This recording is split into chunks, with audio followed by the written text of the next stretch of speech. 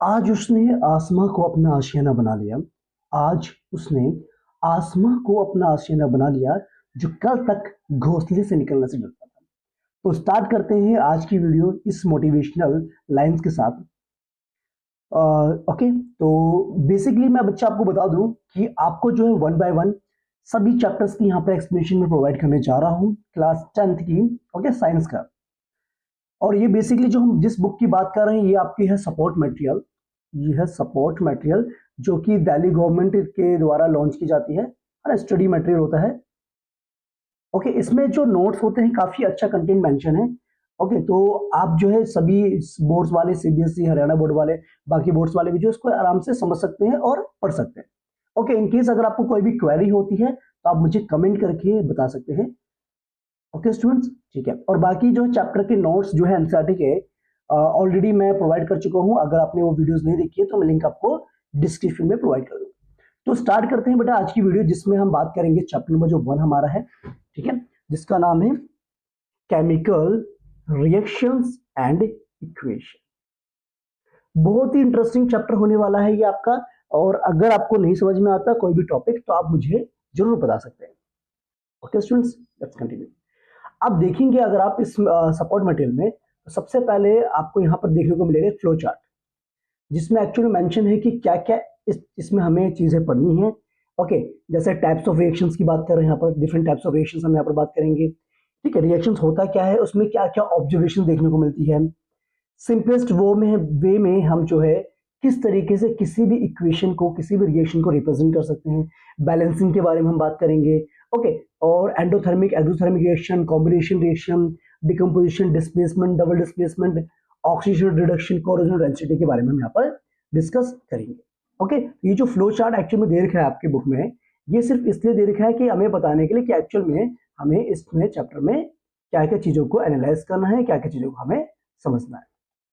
Okay, चलिए।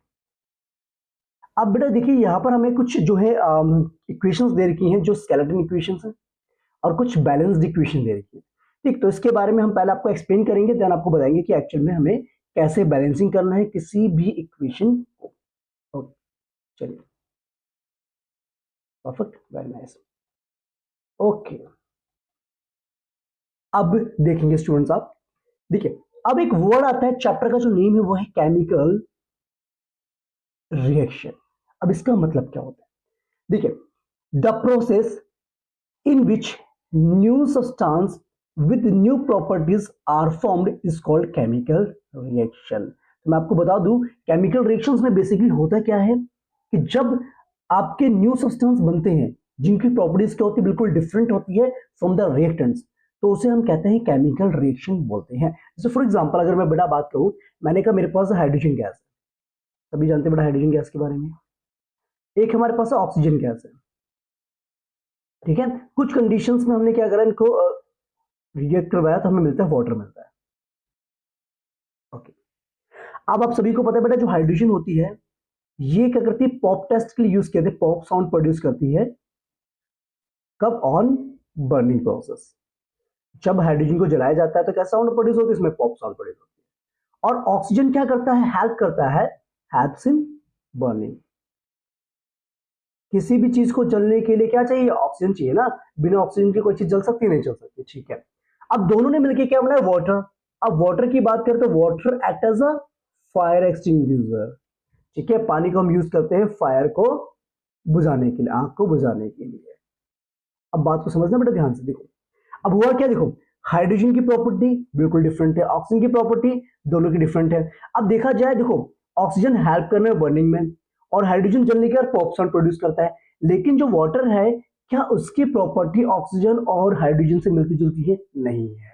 तो वही डेफिनेशन यहां पर आपको मेंशन की गई थी कि ये एक ऐसा प्रोसेस होता है जिसमें क्या होता है, एक न्यू सब्सटेंस बनता है, ठीक है, जिसकी प्रॉपर्टीज बिल्कुल डिफरेंट होती है फ्रॉम द रिएक्टेंट्स। ओके, अब देखो बेटा, अब ये रिएक्टेंट्स क्या होते हैं, the substances which take part in a chemical reaction are called reactants। देखो यहाँ पर हाइड्रोजन और जो ऑक्सीजन आपके क्या है, these are the reactants। और जो फाइनल आपको जिस चीज मिल रही है, this is the product, H2 is the product। okay, the substance which are formed in a chemical reaction are called products। तो आई होप आपको समझ में आ गई बातें। तो केमिकल रिएक्शन एक ऐसा प्रोसेस होता है जिसमें आप एक जो नया सब्सटेंस बना रहे हैं विद न्यू प्रॉपर्टीज, जिसकी प्रॉपर्टीज क्या न्यू होती है। ओके, जैसे कुछ एग्जांपल्स भी यहाँ पर आपको मेंशन किए हुए हैं, आप देख सकते हैं कौन कौन से एग्जांपल्स हैं। जैसे आपको पता होगा कि digestion of food, food digestion होने के बाद क्या आप दोबारा से सेम फूड वापस ला सकते हैं? नहीं ला सकते। एक तरीके से रिवर्स भी नहीं कर सकते उसको हम, ठीक है। ओके, रेस्पिरेशन की बात करें जिसमें ऑक्सीजन इन्वॉल्व होती है, ओके, और हमें मिलती है एनर्जी, और हम बॉडी से क्या करते हैं, CO2 गैस को रिलीज करते हैं। ओके, रस्टिंग ऑफ आयरन, ये भी केमिकल रिएक्शन है। Burning of magnesium ribbon, chemical reaction है। फॉर्मेशन ऑफ कर्ड, तो these all are chemical reactions. क्या ये सारी सारी केमिकल रिएक्शंस है, क्योंकि यहाँ पर एक नया सब्सटेंस बन रहा है और जिसकी प्रॉपर्टी बिल्कुल डिफरेंट है from the reactants. Are you getting the point? बात समझ में आ रही है? Very good. अब आपने देखा होगा जब कोई रिएक्शन होता है तो पता कैसे चलेगा कि केमिकल रिएक्शन एक्चुअल में हुआ भी है कि नहीं भी हुआ है? तो कुछ उसके लिए आपको ऑब्जर्वेशन होते हैं। क्या ऑब्जर्वेशन होती है? देखो, या तो उसके स्टेट में चेंज आएगा, हो सकता है वो सॉलिड था, ठीक है, लिक्विड में चला गया, या फिर गैस की फॉर्म में आ गया। ओके, तो उसे कहते हैं हम चेंज इन स्टेट हो गया। या फिर कलर में चेंज हो सकता है ना। कुछ रिएक्शंस ऐसे होते हैं जो आपस में मिलाने के बाद कलर, डिफरेंट कलर आपका शो करते हैं, ठीक है जी। किसी किसी में चेंज इन टेम्परेचर होगा, क्या पता वो ठंडा हो जाए रिएक्शन होने के बाद, क्या पता वो गर्म हो जाए। ओके, ठीक है।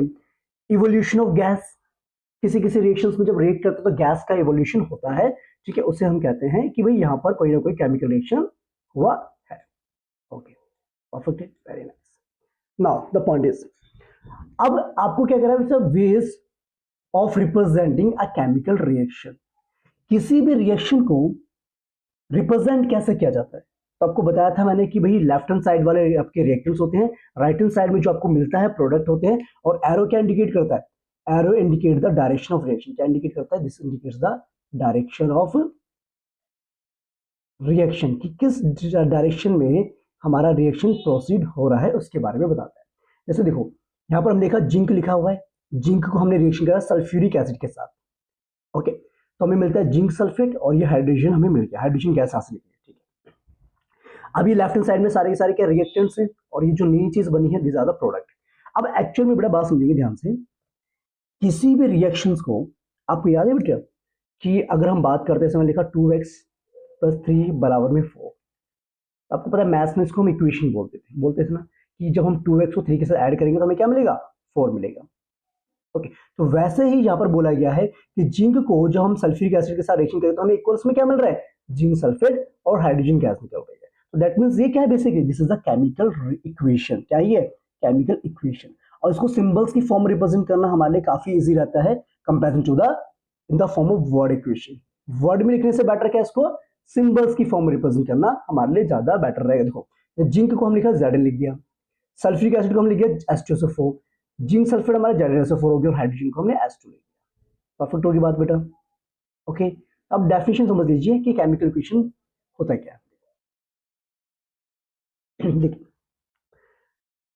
A chemical equation can be represented by chemical reaction, sorry, a chemical reaction can be represented by chemical equation. किसी भी केमिकल रिएक्शन को हम जो है केमिकल इक्वेशंस की फॉर्म में लिख देते हैं। इसमें क्या होता है कि हम बात करते हैं एलिमेंट्स के सिंबल्स का यूज करते हैं, केमिकल फॉर्मूलाज का यूज करते हैं, रिएक्टेंट्स का और प्रोडक्ट का, ठीक है। और उसके आगे लिख देते हम फिजिकल स्टेट, जैसे सॉलिड है तो एस लिख देंगे, ठीक है, जैसे आपको पता है ना, सॉलिड है तो हम एस लिख देंगे, अगर लिक्विड है तो हम एल लिख देंगे ब्रैकेट्स में, ठीक है। और अगर आपके पास गैसेस है तो उसको हम गैस लिख देंगे, और अगर एक्वस है, aqueous mean soluble in water, ठीक है, सॉल्यूशन की बात कर रहे हैं, ठीक है, एक्वा सॉल्यूशन की बात करें तो यानी कि सॉल्यूशन इन वाटर की हम बात करें तो ये चीज आ जाती है। और कभी कभार उसके ऊपर कुछ देखो लिखा है बेटा, the necessary conditions such as temperature, pressure और any catalyst should be written on arrow between reactant और प्रोडक्ट। कभी क्या होता है बेटा, एरो के ऊपर लिखा जाता है कि हम क्या कंडीशंस अप्लाई कर रहे हैं उसमें, प्रेशर कितना दे रहे हैं, टेम्परेचर कितना अप्लाई कर रहे हैं, ठीक है, कोई कैटलिस्ट का हम यूज कर रहे हैं तो उसको भी हम मेंशन कर देंगे। तो ये सब चीजें मेंशन करते हैं, तब जाकर के पार्टिकुलर केमिकल इक्वेशन को रिप्रेजेंट किया जाता है। ओके, जैसे बेटा यहाँ पर लिखा हुआ, आपके टॉपिक देखेंगे आप ध्यान से, यह टॉपिक कि जैसे मैग्नीशियम को जब जलाते हैं, है ना बेटा, वो magnesium is burned in air to form magnesium oxide. यहां से बेटा एक क्वेश्चन आता है कि जब मैग्नीशियम रिबन को हम जलाते हैं तो उसको क्लीन किया जाता है सैंड पेपर से। क्यों क्लीन किया जाता है? देखो, अगर मान के चलिए बेटा ये आपके पास मैग्नीशियम रिबन है, this is a magnesium ribbon, मान के this is magnesium, short form लिख दिया मैंने, रिबन। ओके, तो ये क्या करती है? रिएक्शन करती है किसके साथ? ऑक्सीजन के साथ रिएक्शन करती है, तो क्या बनाती है? मैग्नीशियम ऑक्साइड की लेयर बनाती है, इसके ऊपर एक लेयर बन जाती है। ओके, जो क्या करती है? इंटरफेयर करती है। क्या करती है? इंटरफेयर करती है। Interfere in burning. बर्निंग में क्या करती है? इंटरफेयर करती है। इसीलिए मैग्नीशियम रिबन को हमें क्या करना पड़ता है? क्लीन करना पड़ता है with the help of sand paper. Are you getting the point? ये बेटा एफ लिखा हुआ है, ठीक है? बात समझ पा रहे हैं आप? क्लियर हो गया कॉन्सेप्ट? दैट्स इट, डन है, वेरी नाइस। ओके, तो बेटा चीजों को जब समझोगे आपको काफी अच्छे तरीके से समझ में आएगा। ओके, इस वीडियो में बहुत अच्छे तरीके से मैं आपको एक्सप्लेन कर रहा हूँ, सो दैट आपको कभी किसी टॉपिक में डाउट ना हो। ठीक है, इतनी बात समझ में आ गई बेटा कि हमें मैग्नीशियम रिबन को क्लीन क्यों करना पड़ता है? क्योंकि उसके ऊपर एक मैग्नीशियम ऑक्साइड की क्या बन जाती है? लेयर बन जाती है, जो क्या करता है? इंटरफेयर करता है in burning. Okay, that's why we have to clean the magnesium ribbon with the help of sand paper. अच्छा, अब नेक्स्ट टॉपिक आता है बैलेंसिंग केमिकल इक्वेशंस। देखो, आपने देखा कि भाई मैग्नीशियम जो हमारे पास है सॉलिड फॉर्म में होता है, इसको जब मैंने ऑक्सीजन गैस के साथ रिएक्ट करवाया, यानी कि इसको जलाया मैंने रिबन को, तो हमें क्या मिलेगा बेटा? मैग्नीशियम ऑक्साइड एक व्हाइट कलर का पाउडर मिलेगा जो कि सॉलिड होता है। ठीक है, क्या ये इक्वेशन आपकी बैलेंस्ड है? देखो, बैलेंस का मतलब होता है कि जितने भी एटम्स, जितने भी एलिमेंट्स आपके रिएक्टेंट में हैं, जितने भी एलिमेंट्स आपके रिएक्टेंट्स में हैं, उतने ही आपके प्रोडक्ट में भी होने चाहिए। Okay, number of atoms before and after the reaction must be same. तो क्या है? Balanced chemical equation. अगर नहीं है तो उसे बैलेंस करना पड़ेगा। जैसे फॉर एग्जांपल, जहां ऑक्सीजन बेटा 2 है तो हमने यहाँ पर 2 से मल्टीप्लाई कर दिया। अब यहाँ पर मैग्नीशियम भी 2 हो गए तो उसको हमने 2 से मल्टीप्लाई कर दिया। Now it's a balanced chemical equation. Done और नॉट? अब क्वेश्चन ये आता है कि why we have to balance the chemical equation. हमें जो है केमिकल इक्वेशन को बैलेंस करने की जरूरत क्यों है? क्योंकि देखो बेटा, आपको बता दूं मैं, आपने एक लॉ पढ़ा था, लॉ ऑफ कंजर्वेशन ऑफ मास। क्या कहता है? Matter can nether be created not destroyed in a chemical reaction. मतलब कहना चाहते हैं जितने भी एटम्स आपके रिएक्शन से पहले हैं उतने ही एटम्स आपके रिएक्शंस के बाद होंगे। इसीलिए हमें बैलेंस करने की जरूरत पड़ती है according to law of conservation of mass. Okay, लिखा ना आप? देखो, so number of atoms of the element involved in a chemical reaction should remain same at reactant and product side। ठीक है, तो इसीलिए हमें क्या करना पड़ता है? इक्वेशंस को बैलेंस करने की जरूरत पड़ती है। Okay, that's good. देखिए यहाँ पर बेटा ना एक एग्जांपल भी दे रखा है आपको, step wise balancing hit and trial method दे रखा है आपको। ठीक है, ये कह रहा है कि कभी भी अगर आपको बैलेंसिंग करनी है तो उसके स्टेप्स हैं कुछ, वो क्या करने पड़ते। देखो, सबसे पहले क्या करना है? देखो, पहला step, right a chemical equation and draw box around each formula. आपने क्या करना है? पहले केमिकल इक्वेशन को लिखना है और सभी फॉर्मूले के ऊपर अपने इस तरीके से बॉक्स बना लेना है, जस्ट लाइक दिस। बना दिया आपने box, very nice. Do not change anything inside the box. Box में कुछ भी चेंज नहीं करना है। Okay, now the second step, count the number of atoms of each element on both the side. दोनों साइड आपने क्या करना है? हर एक एलिमेंट्स के एटम्स को काउंट करना है, कितने एटम्स गिवन है रिएक्टेंट में और कितने एटम्स गिवन है आपके प्रोडक्ट में, वो आपको मेंशन करना है यहाँ पर। ठीक है, काउंट कर लिया आपने, तो आपने एक टेबल बना लिया इस तरीके से। एलिमेंट्स लिखे, नंबर ऑफ एटम्स आपने लिखे रिएक्टेंट साइड में और number of atoms product side में आपने लिख दिए। ठीक है, क्लियर है? बात समझ में आ रही है नहीं आ रही? देखो, आपने क्या देखा कि यहाँ पर आयरन कितना बेटा? राइट हैंड साइड में 3 है और यहाँ पर कितना 1 है लेफ्ट हैंड साइड में। हाइड्रोजन यहाँ पर 2 है, यहाँ पर हाइड्रोजन 2 है। ऑक्सीजन यहाँ पर कितना आपके पास? 1 है, यहाँ पर ऑक्सीजन कितने? 4 है। ओके, चलिए, तो आपने टेबल बना दिया इस तरीके से। अब आपने अगला स्टेप क्या करना है? थर्ड स्टेप में, equalize the number of atoms of the element which has maximum number by putting in front of them. Okay, अब आपने क्या करना है बेटा कि इक्वल करना है किनको? एलिमेंट्स के एटम्स को। ठीक है, एलिमेंट्स के एटम्स को क्या करना है? बराबर करना है दोनों तरफ। कैसे? देखो, आपने क्या देखा बेटा, यहाँ पर ऑक्सीजन कितने? 4 है, तो आपने क्या करा, लेफ्ट हैंड साइड में ऑक्सीजन कितना 1 था, उसको आपने 4 से मल्टीप्लाई कर दिया, हो गया बराबर, ठीक है। आयरन कितने थे बेटा यहाँ पर आपके 3, तो यहाँ पर आपने आयरन क्या कर दिया 3 से मल्टीप्लाई कर दिया, तो आयरन यहाँ पर 3 हो गए, ऑक्सीजन आपके पास 4 हो गए, तो इसलिए आपने क्या करा H2O को 4 से मल्टीप्लाई कर दिया, ठीक है। तो इस तरीके से आपने क्या सबको इक्वलाइज करने के लिए क्या करना पड़ेगा, वो करना पड़ेगा, क्या करना पड़ेगा, मल्टीप्लाई करना पड़ेगा, सो दैट कि दोनों तरफ जो एटम्स आपके क्या हो जाए, इक्वल हो जाए, ठीक है। अब आपने देखा बेटा हाइड्रोजन कितने हो गए, यहाँ पर हाइड्रोजन यहाँ पर 8 हो गए, तो उसको क्या करना पड़ेगा, इसको भी हमें 4 से मल्टीप्लाई करना पड़ेगा। तो जहां पर हमने जब बैलेंस किया तो हमारे पास this is the required balance chemical equation. आई बस समझ में कि नहीं आई, ठीक है। तो बस यही चीज आपने ध्यान रखनी है। और दूसरी बात, अगर जो सॉलिड है उसके आगे एस लिख दो, जो लिक्विड है उसको आगे एल लिख दो, फिर गैस, ये सब मैंने आपको पहले ही बता दिए थे चीजें क्या होती है, ठीक है। अगर नेसेसरी कंडीशंस गिवन, जैसे टेम्परेचर कितना लग रहा है, प्रेशर पता है, कैटलिस्ट क्या है, तो उसके ऊपर एरो के ऊपर आप लिख सकते हैं, ठीक है, ओके।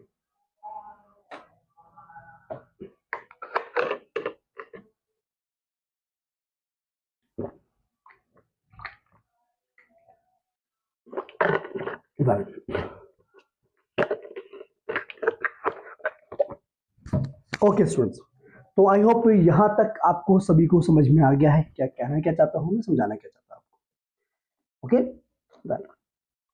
अगर आपको समझ में आ रहा है, टॉपिक्स क्लियर है, तो आप जो है लाइक एंड शेयर कर सकते हैं वीडियोस को।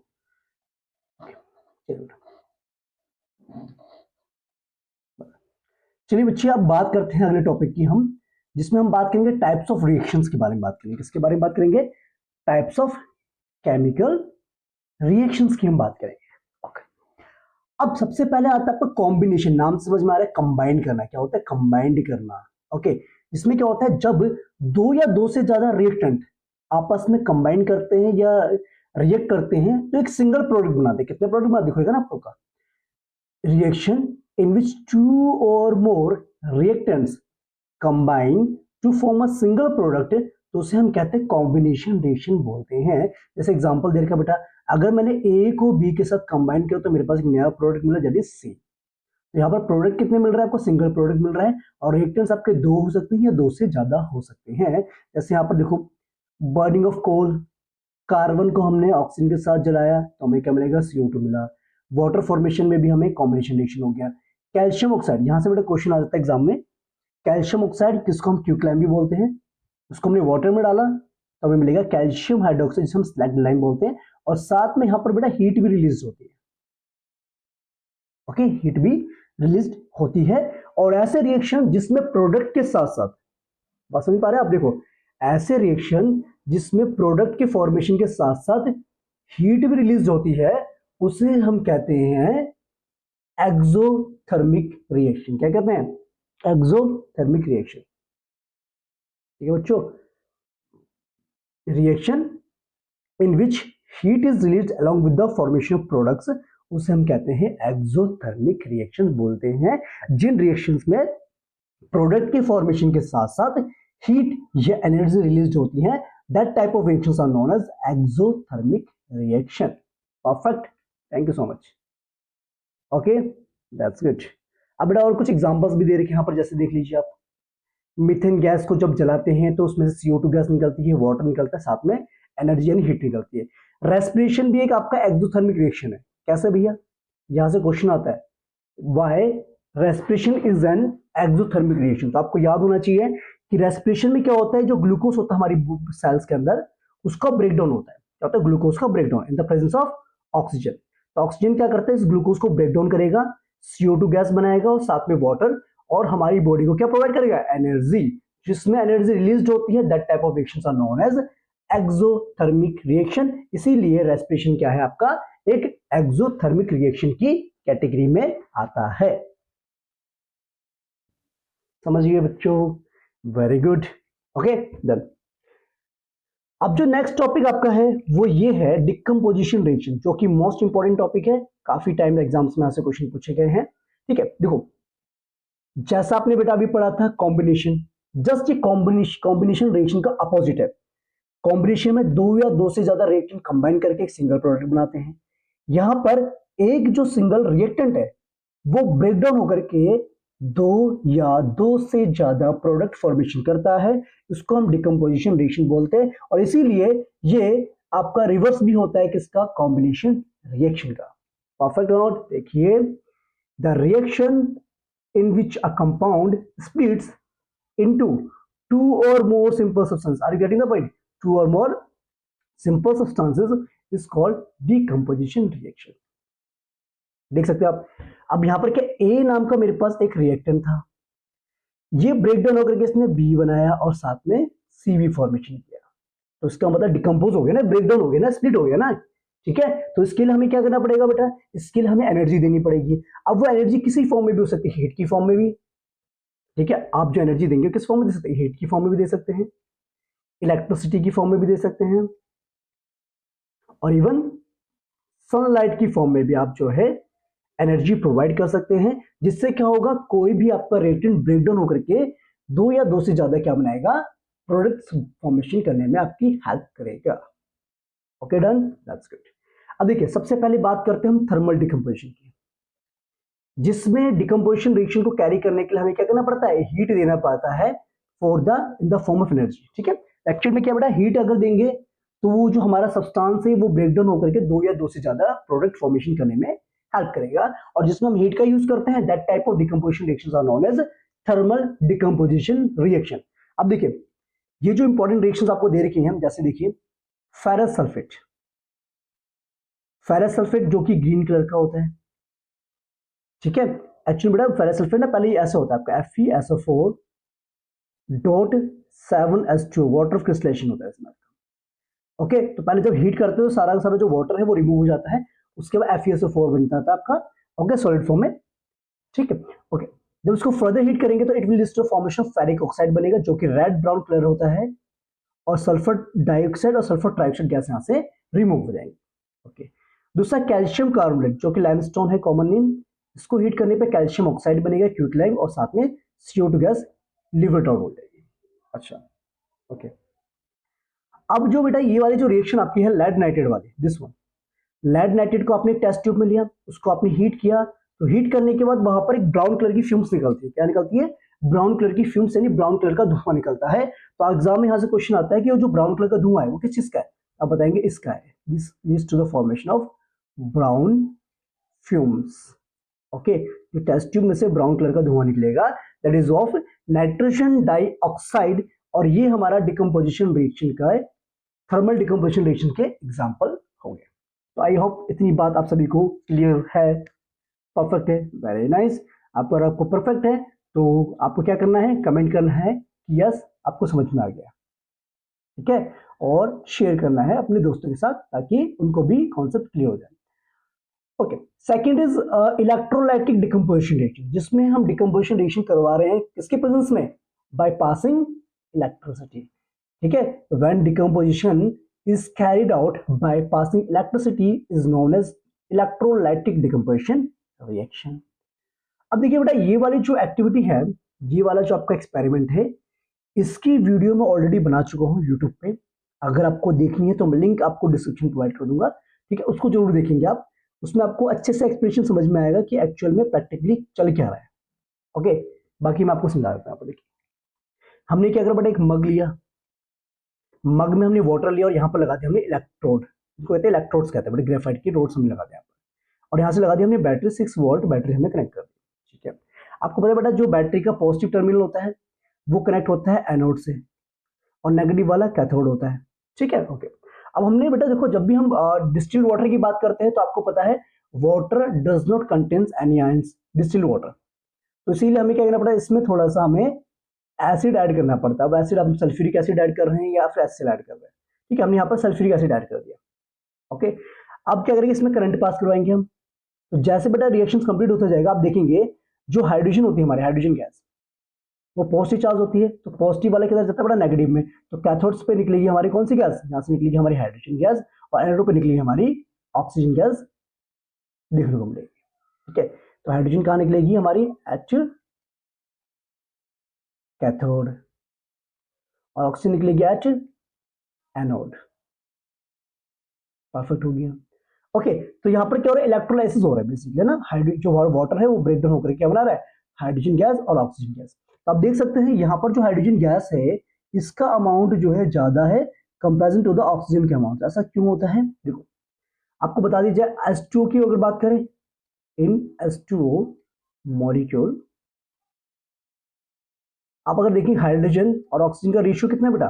2:1 है कि नहीं? तो इसका मतलब जब भी रिएक्शन होगा तो हाइड्रोजन हमेशा क्या निकलेगी? डबल अमाउंट में निकलेगी कंपेरिजन टू द ऑक्सीजन। ये आपको आई थिंक समझ में आ गया है। Okay done. और बाकी आप प्रैक्टिकली जो इसको देख सकते हैं, लिंक आपको डिस्क्रिप्शन में मिल जाएगी। Okay let's continue.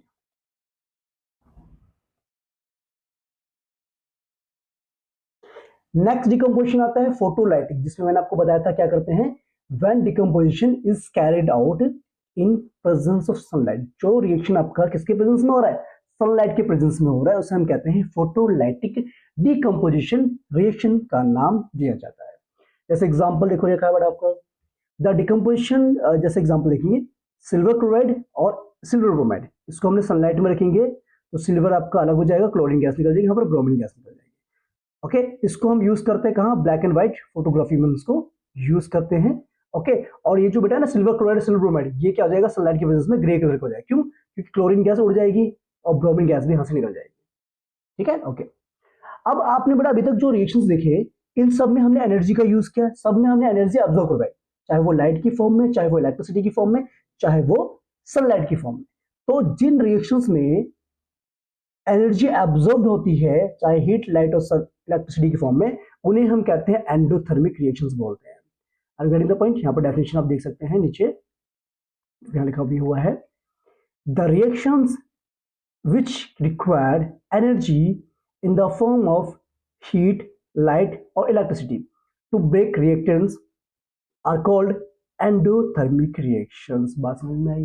तो ऐसे रिएक्शंस जिनको प्रोसीड करने में हमें एनर्जी प्रोवाइड करनी पड़ती है, या वो जो एनर्जी को एब्जॉर्ब करते हैं ओके रिएक्शंस को ब्रेक डाउन करने के लिए, उन्हें हम कहते हैं एंडोथर्मिक रिएक्शंस बोलते हैं। तो आई होप यहां पर आपको कोई क्वेरी नहीं है। Perfect, very nice. ठीक है जी, बात क्लियर? डन? ओके जी। ओके चलो फिर आगे बढ़ते हैं। अब अगला जो टॉपिक हमारा आता है वो है डिस्प्लेसमेंट। क्या आता है बच्चों? डिस्प्लेसमेंट रिएक्शंस के बारे में हम बात करने जा रहे हैं। तो कलर चेंज कर लेते हैं, वेरी गुड, पेन का। Let's continue. देखो डिस्प्लेसमेंट में क्या होता है, जैसे एग्जांपल लेते हैं, मैंने बोला कि भैया एक चेयर थी, मान के चलो ये चेयर है, ठीक है, ड्राइंग मेरी बड़ी खतरनाक है बच्चे।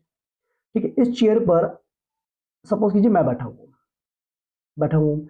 अब कोई तगड़ा सा जो हाईली पावरफुल वाला जो पर्सन है वो आता है और मुझे यहाँ से क्या कर देगा?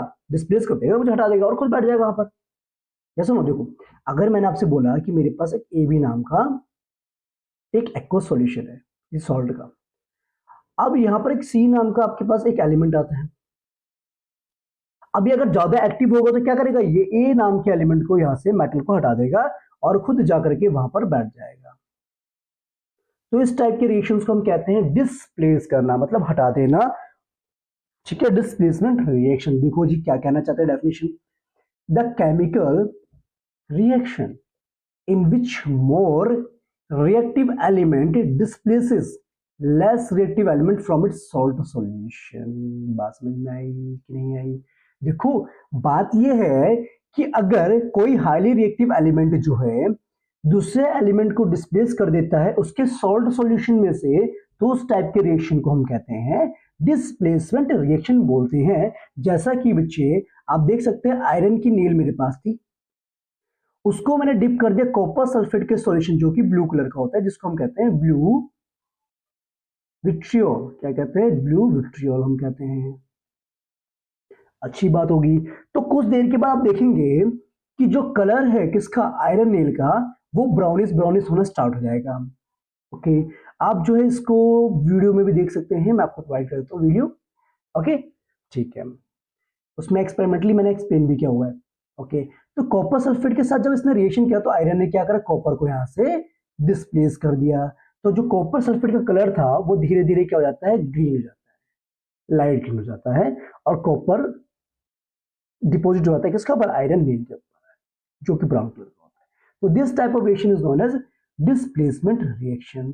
ठीक है, देखो the iron nail becomes brownish in color by deposition of copper, and blue color of copper sulfate changes to dirty green color due to formation of ferrous sulfate. बात समझ में आएगी नहीं है?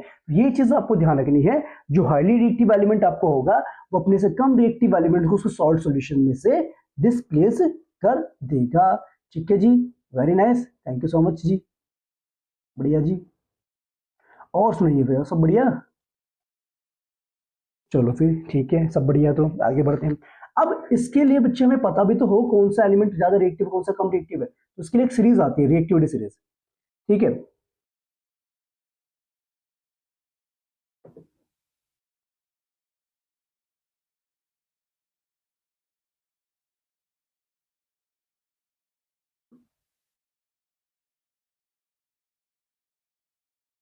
ये जो रिएक्टिविटी सीरीज आपकी है, ये आप जो है चैप्टर नंबर 3 में भी पढ़ेंगे इसके बारे में। ओके, सबसे ऊपर वाले क्या होता है, हाईली रिएक्टिव होते हैं, सबसे नीचे वाले लिस्ट रिएक्टिव होते हैं। तो ये आपका है potassium, sodium, calcium, magnesium, aluminium, zinc, iron, lead, hydrogen, copper, use the copper, mercury, silver and gold. Okay, तो इसको बेटा याद करने का तरीका एक ये ठीक है, केदारनाथ का मालिक आलू जरा फीके पकाता है, चल हट आगे आ। ओके, तो बाकी जो ट्रिक्स आपके टीचर ने आपको बताई होगी, अब उसके अकॉर्डिंग भी लर्न कर सकते हैं। इससे ये रहता है कि आपको आइडिया मिल जाता है कि which element is more reactive and which one is not. अब जैसे कि एग्जांपल यहां दे रखे बेटा, देखो जिंक हमारे पास था, जिंक को मैंने कॉपर सल्फेट सॉल्यूशन में डाला, तो आपको पता है बेटा जिंक ऊपर आता है, कॉपर बाद में आता है। देखो ये रहा, तो क्या करेगा जिंक, ये कॉपर को डिस्प्लेस कर देगा, because zinc is more reactive than copper sulphate. Okay, तो ये जिंक सल्फेट और कॉपर हमारा बन जाएगा। ठीक है बच्चों, ओके, तो ये चीजें आपको माइंड में होनी चाहिए कि डिस्प्लेसमेंट रिएक्शंस कैसे होता है और क्या होता है। ठीक है, जैसे एक एग्जांपल में लेता हूं, अगर मैंने आपसे कहा बेटा मैं कॉपर के बर्तन में, क्या मैं कॉपर के बर्तन में जिंक सल्फेट सॉल्यूशन को ले सकता हूं? अगर मेरे पास कॉपर का वेसल है तो क्या उसमें जिंक सल्फेट सॉल्यूशन ले सकता हूं? देखो आपको पता है बेटा कॉपर जो है जिंक को डिस्प्लेस नहीं कर पाएगा क्योंकि लिस्ट रिएक्टिव है देन कॉपर, तो कोई रिएक्शन नहीं होगा, तो इसीलिए हम ले सकते हैं किसको, कॉपर के वेसल्स में जिंक सल्फेट सॉल्यूशन को हम डाल सकते हैं, because copper is less reactive than zinc. Done, okay बच्चों, गुड।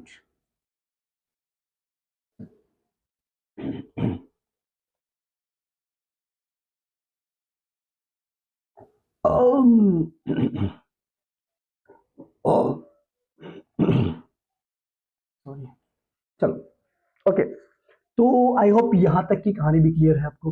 अब आता है बेटा डबल डिस्प्लेसमेंट। अभी तक तो एक ही डिस्प्लेसमेंट था, इसमें क्या था कि हाईली रिएक्टिव एलिमेंट अपने से कम रिएक्टिव को हटा रहा था।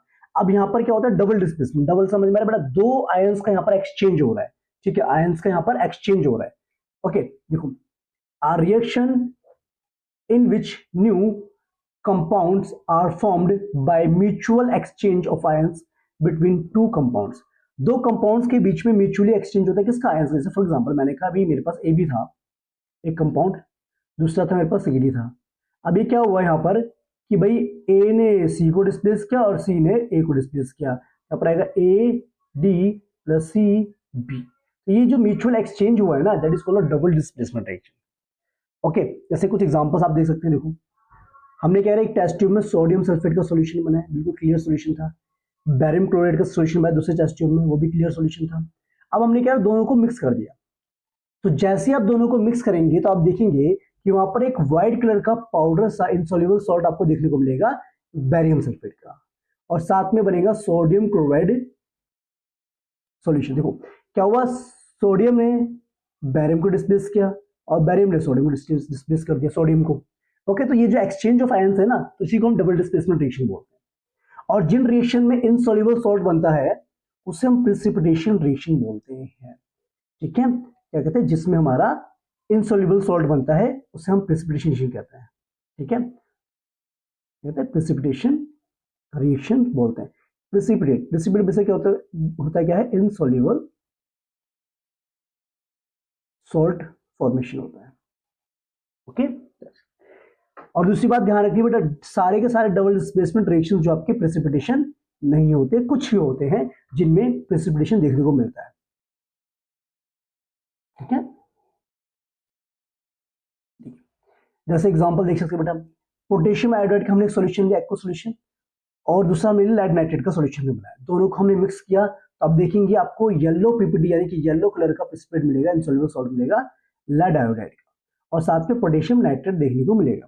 ठीक है, एक और रिएक्शन आप देख सकते हैं, जैसे बेटा पोटेशियम ब्रोमाइड है और पोटेशियम आयोडाइड है, तो इस यहाँ पर क्या हो बेटा, बैरियम ने पोटेशियम को हटाया, पोटेशियम ने बैरियम को रिप्लेस कर दिया। ठीक है, क्या बन गया आपका पोटेशियम आयोडाइड, और ये बन गया हमारे पास बैरियम ब्रोमाइड। तो यहाँ पर आपको जो है इनसॉल्युबल सॉल्ट देखने को नहीं मिलता, तो ये कहने का तात्पर्य ये है कि सारे के सारे डबल डिस्प्लेसमेंट रिएक्शन जो है आपके प्रेसिपिटेट नहीं बनाते हैं, तो इसीलिए इस चीज का आप ध्यान रखेंगे। ओके बेटा, एक एग्जांपल और आता है आपका, जैसे कभी कभी एग्जाम में आता है कि अगर मेरे पास कॉपर सल्फेट है, देखिए सपोज कीजिए बेटा मेरे पास कॉपर सल्फेट का सॉल्यूशन है, जो कि कैसा होता है बेटा, ब्लू कलर का होता है।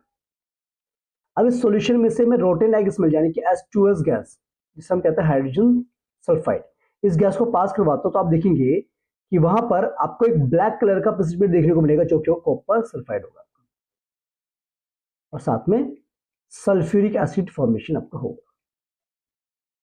This one is also double displacement reaction, ये बन गया आपका कॉपर सल्फाइड, कैसे ये होगा बेटा, ब्लैक पीपीटी होगी इसकी, ब्लैक प्रेसिपिटेट, तो ये रिएक्शन आपका भी प्रेसिपिटेशन रिएक्शन आपका आ जाएगा। डन और not, perfect, very nice, I hope ये क्लियर हो गया आप सभी को। Okay good, now the point is, जो हम बात कर रहे हैं फिफ्थ रिएक्शन, जो कि ऑक्सीडेशन एंड रिडक्शन। देखो बेटा नाम समझ में, oxidation means addition of oxygen. ठीक है, देखो the addition of oxygen to reactants, किसी भी रिएक्शंस में अगर हम ऑक्सीजन का एडिशन होता है किसी भी रिएक्टेंट में, तो that type of reactions are called oxidation reaction. या फिर हाइड्रोजन का रिमूवल होता है, या फिर कह सकते हैं the removal of hydrogen from a reactant, वो भी आपका क्या होता है, ऑक्सीडेशन रिएक्शन होता है। जैसे एग्जांपल देखिए बेटा, कार्बन ऑक्सीजन के साथ रिएक्शन किया, ऑक्सीजन ऐड हो गया, तो इसका मतलब कौन सा रिएक्शन हुआ आपका, ऑक्सीडेशन रिएक्शन। ठीक है, कॉपर होता है, जैसे कैसे कलर का बेटा कॉपर होता है, कॉपर ब्राउन कलर का होता है, और जैसे स्वीटनेस को हम हीट करेंगे तो ये होता है ब्लैक कलर के, इसके ऊपर कोटिंग होती है, ब्लैक कोटिंग हो जाती है उसके ऊपर, इसकी कॉपर ऑक्साइड बन जाता है, ब्लैक कोटिंग हो जाती है। ओके, अब इस ब्लैक कोटिंग को हटाना है, तो हमें हाइड्रोजन गैस का रिएक्शन करवाया हमने, तो हाइड्रोजन ने क्या करा बेटा, यहाँ से ऑक्सीजन को ले लिया, तो हाइड्रोजन तो हमारे किस में चला गया बेटा, ऑक्सीडेशन में चला गया, और कॉपर ने अपने ऑक्सीजन को यहाँ पर रिमूव कर दिया। ठीक है, क्लियर बात है, तो वो रिडक्शन में जाए। देखो रिडक्शन की बता दो डेफिनेशन आपको, द एडिशन ऑफ हाइड्रोजन, या तो हाइड्रोजन का ऐड होना रिएक्टेंट में, या फिर ऑक्सीजन का रिमूव होना। जैसे कि इस रिएक्शन में आप देख सकते हैं, हाइड्रोजन ने क्या करा, यहाँ से ऑक्सीजन ले लिया, तो ये चला गया आपका ऑक्सीडेशन में, कॉपर ने अपने ऑक्सीजन को क्या कर दिया, कॉपर ऑक्साइड ने लूज कर दिया, तो ये रिडक्शन में चला गया।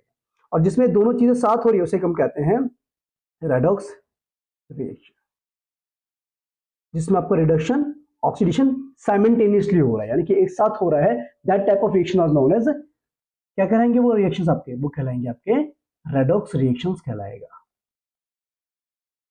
ठीक है, देखो बोलेगा इस रिएक्शन में क्या होगा, कॉपर ऑक्साइड जो हमारा है वो रिड्यूस्ड हो गया कॉपर में, और हाइड्रोजन क्या हो गया, ऑक्सीडाइज हो गया H2O में। सो oxidation reduction taking place together is a redox reaction, दोनों एक साथ अगर होते हैं उसे हम कहते हैं रेड ऑक्सीडेशन। ठीक है, रेड यहाँ पर जो मेंशन किया हुआ है रिडक्शन के लिए ऑक्सफोर्ड ऑक्सीडेशन। ठीक है बच्चों, क्लियर है बातें, थैंक यू सो मच। अब यहाँ पर बेटा क्या कह रहा है, effects of oxidation in daily life. Daily life में देखते हैं ऑक्सीडेशन का क्या इफेक्ट होता है, मीन्स एक तरीके से कह सकते हैं हम कोरोजन की हम बात कर रहे हैं, या फिर कह सकते हैं स्पॉइलिंग ऑफ फूड की हम बात कर रहे हैं। ठीक है, देखिए बच्चों एक वर्ड आपका है यहाँ पर कोरोजन। देखो, when a metal is exposed to moisture, air, acid etcetera for some time, a layer of hydrated oxide is formed which weakens the metal and hence metal is said to be corroded। देखो होता क्या है, जब metals moisture की contact में आता है, air के कांटेक्ट में आता है, या एसिड के कांटेक्ट में आता है कुछ समय के लिए, तो उसके ऊपर हाइड्रेटेड ऑक्साइड की लेयर बन जाती है, जो उस मेटल को क्या करता है, कमजोर बना देता है। ठीक है, तो इसलिए हम कह सकते हैं कि मेटल क्या हो चुका है, कोरोड हो चुका है। जैसे आप देख सकते हैं रस्टिंग ऑफ आयरन, सिल्वर के ऊपर ब्लैक कलर की कोटिंग आ जाती है। सिल्वर के ऊपर ब्लैक कोटिंग क्यों आती है? क्योंकि सिल्वर बन जाता है आपका AgS बन जाता है, सिल्वर सल्फाइड बन जाता है। ग्रीन कलर की कोटिंग हो जाती है कॉपर के ऊपर, क्यों बन जाती है? क्योंकि कॉपर के ऊपर ग्रीन कलर की कोटिंग किस वजह से होती है? क्योंकि कॉपर रिएक्शन करता है किसके साथ? कार्बन डाइऑक्साइड गैस के साथ, तो बन जाता है कॉपर कार्बोनेट बन जाता है, जो कि ग्रीन कलर के होता है। ये कुछ एग्जांपल्स है इसके कोरोजन के। अच्छा, अब कोरोजन को बचाने के लिए प्रिवेंट किया जा सकता है बाय गैल्वेनाइजेशन, इलेक्ट्रोप्लेटिंग और बाय अप्लाइंग पेंट्स। गैल्वेनाइजेशन में क्या होता है? जिंक की कोटिंग करवाई जाती है किसके ऊपर? मेटल्स के ऊपर। और इलेक्ट्रोप्लेटिंग में क्या होता है? किसी एक मेटल के ऊपर दूसरे मेटल की हम क्या करवाते हैं? प्लेटिंग करवाते हैं बाय पासिंग इलेक्ट्रिसिटी, या फिर किसी एक सॉल्यूशन में डालने के बाद। ठीक है, ओके। जैसे हम मान के चलिए, जैसे हमारे पास एक सेटअप बनाएंगे हम, ये हमारे पास कोई एक मेटल है, दूसरा मेटल हमारे पास यहाँ पर आ गया, ठीक है, और इसको हमने बैटरी से कनेक्शन कर दिया, ठीक है, और यहाँ पर हम एक सॉल्ट सॉल्यूशन बना देंगे। सपोज कीजिए मुझे कॉपर सल्फेट का सॉल्यूशन हमने बनाया, और यहाँ पर हमने ले लिया क्या कहते हैं आपका, यहाँ पर हमने कॉपर ले लिया, ठीक है, और यहाँ पर हमने कोई और मेटल ले लिया सपोज की, ठीक है। तो इसके ऊपर क्या है ना, कॉपर की यहाँ पर क्या होती जाएगी? प्लेटिंग होती जाएगी। इससे हम कहते हैं इलेक्ट्रोप्लेटिंग बोलते हैं, ठीक है। तो इसको हम इलेक्ट्रोप्लेटिंग बोल देंगे। Done, clear? आपको यहाँ तक की बात समझ में आ गई। अब बात करेंगे हम रेंसिडिटी। देखो, रेंसिडिटी का मतलब होता है जो भी फैट या ऑयल कंटेनिंग फूड होते हैं वो क्या होते हैं? ऑक्सीडाइज हो जाते हैं। कैसे? देखो, the oxidation of fats and oils when exposed to air is known as rancidity. जैसे आपने देखा है कि चिप्स के पैकेट आप लेकर के आते हैं, उसको कुछ दिन के लिए अगर आप खुला छोड़ देंगे तो धीरे धीरे क्या होते हैं? खराब हो जाते हैं, ठीक है। जैसे पकोड़े हो गए, पकोड़े जो तली हुई चीजें होती हैं, वो कुछ दिन के बाद क्या होता है? इसमें से स्मेल आना स्टार्ट हो जाती है, जिसे हम कहते हैं वो जो क्या हो चुका है? ऑक्सीडाइज हो चुका है या रेंसिड हो चुका है, ठीक है। तो उसमें से क्या आएगी? बैड स्मेल, गंदी स्मेल आएगी, और टेस्ट भी कैसा हो जाएगा? बड़ा गंदा टेस्ट हो जाएगा, ठीक है। तो अब मुझे बताओ कि कैसे उसको बचा सकते हैं? उसको बचाने के हम क्या कर सकते हैं? इसमें एंटीऑक्सीडेंट ऐड कर सकते हैं, जैसे इसको ठीक है, एंटीऑक्सीडेंट्स ऐड कर सकते हैं, ठीक है। फूड को एयर टाइट कंटेनर में हम डाल सकते हैं, ठीक है जी। रेफ्रिजरेशन कर सकते हैं, फ्रिज में रख सकते हैं, या फिर उसको नाइट्रोजन गैस के साथ हम प्लस कर सकते हैं। तो आई होप आपको ये जो चैप्टर है अच्छे समझ में आ गया होगा। अगर इनकेस अगर आपको लगता है कोई डाउट, आप मुझे कमेंट करके बता सकते हैं। तो मिलेंगे नेक्स्ट वीडियो में, तब तक के लिए आप अपना ध्यान रखेंगे। Bye bye, take care and जय हिंद।